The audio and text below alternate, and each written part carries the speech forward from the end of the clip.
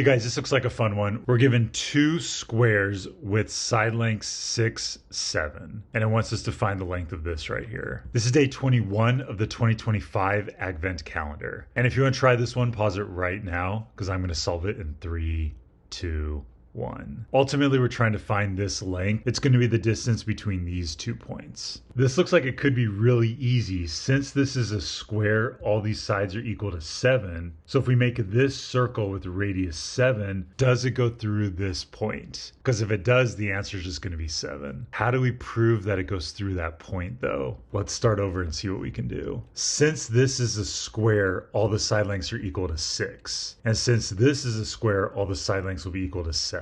So it's 6, 7. And then in squares, all the angles are right angles. So we can mark these two as right, and let's mark these two as right. And then this right here is a perfect diagonal of this square. The diagonal is going to cut all these angles in half, so they're all going to be equal to 45 degrees. And then since this 45 and this angle here equals 180, this is going to be 135 degrees.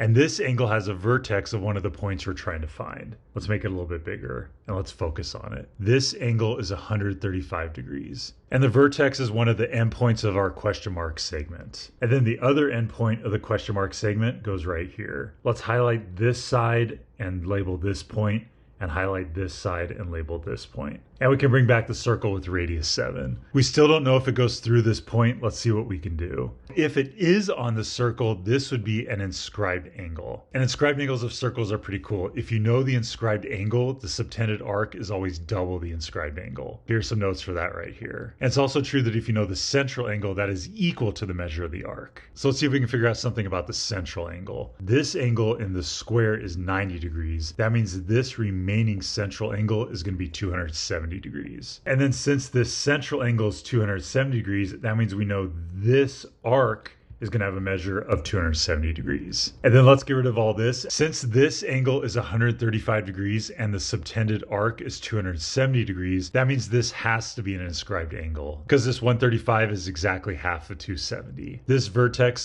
does lie on the circle. And now since we know this point lies on this circle that has a radius of 7, this distance will also be 7. And that is the answer to our question.